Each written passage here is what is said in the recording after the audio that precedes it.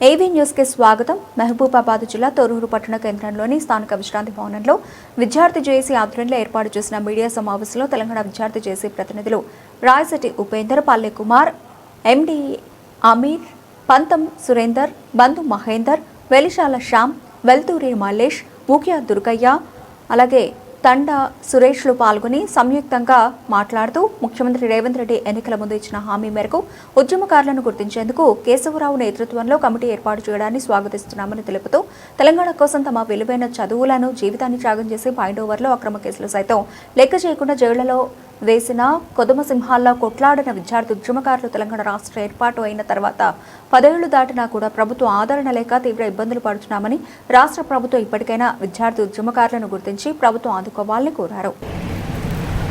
తెలంగాణ ఉద్యమకారులను రాష్ట్ర ప్రభుత్వం ఆదుకోవాలని చెప్పి తొర్రూరులో జరిగిన తెలంగాణ ఉద్యమం గురించి తెలంగాణ పోరాట స్టూడెంట్ జాయింట్ యాక్షన్ ఆధ్వర్యంలో ఈరోజు ఏర్పాటు చేసిన ఈ మీటింగ్కు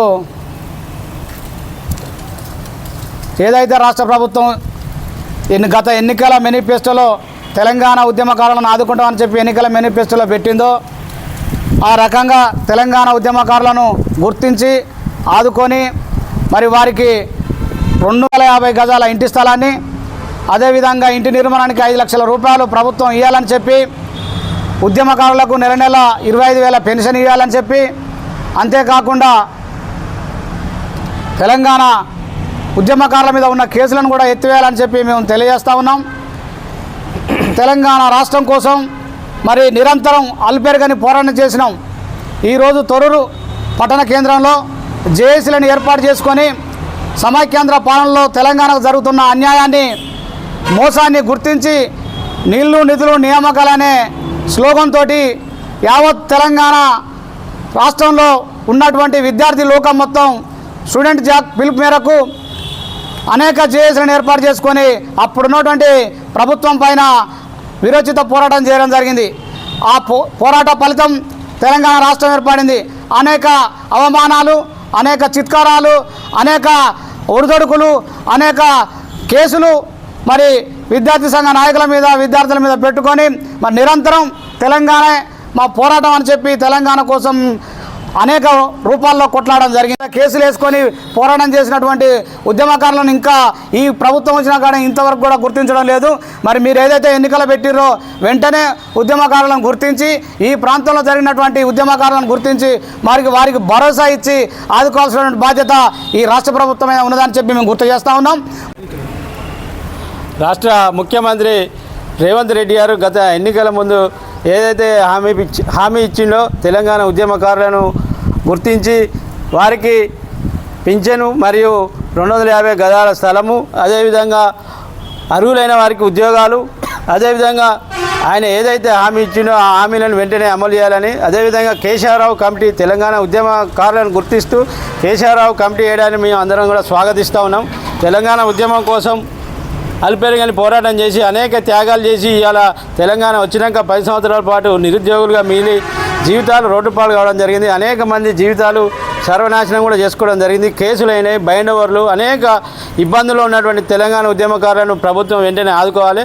ఈ కేశవరావు కమిటీ శ్రీకృష్ణ కమిటీ లెక్క కాకుండా ఈ యొక్క ఉద్యమకారులను వెంటనే గుర్తించి అర్హులైన వారికి అందరికీ ఉద్యోగాలు మరియు 250 గజాల స్థలము, అదేవిధంగా 20,000 రూపాయల పెన్షన్ వెంటనే మంజూరు చేయాలని ఈ సందర్భంగా ఉద్యమకారులుగా మేము డిమాండ్ చేస్తాం. ఇవాళ తెలంగాణ ఉద్యమకారుల జీవితాలు రోడ్ల మీద పడడానికి ఇదే సాక్ష్యం. ఎందుకంటే 14 సంవత్సరాలు తెలంగాణ ఉద్యమంలో అల్పెరగని పోరాటాలు చేసిన ఈ విద్యార్థి ఉద్యమ నాయకత్వం ఇవాళ దిక్కుతోచని స్థితిలో ఉన్నాం.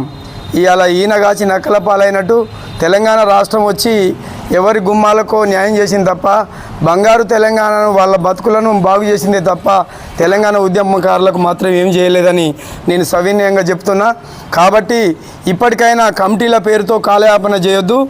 కాంగ్రెస్ గవర్నమెంట్ కూడా, ముఖ్యమంత్రి రేవంత్ రెడ్డికి కూడా మేము విజ్ఞప్తి చేస్తున్నాం. ఇక్కడ నుండి ఆనాడు తెలంగాణ ఉద్యమంలో ఎలాంటి పోరాటాలు చేసినామో మరి తుపాకులకు కూడా ఎదురొడ్డి పోరాడిన ఉస్మానియా, కాకతీయ యూనివర్సిటీ మరి వారసత్వాన్ని పుణిపుచ్చుకొని మేము ఇక్కడ కూడా ఉద్యమాలు నిర్వహించినాం.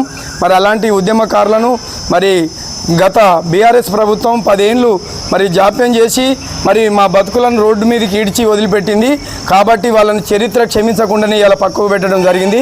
కాబట్టి రేవంత్ రెడ్డి గారు మీరు ఈ తెలంగాణ ఉద్యమకారులను మీరు ఆదుకొని మరి తెలంగాణ ఉద్యమకారుల యొక్క సంక్షేమాన్ని దృష్టిలో పెట్టుకొని మరి మాకు న్యాయం చేయాలని కోరుతూ మీకు ఈరోజు ఈ వేదిక నుండి మేము విజ్ఞప్తి చేస్తున్నాం. జై తెలంగాణ.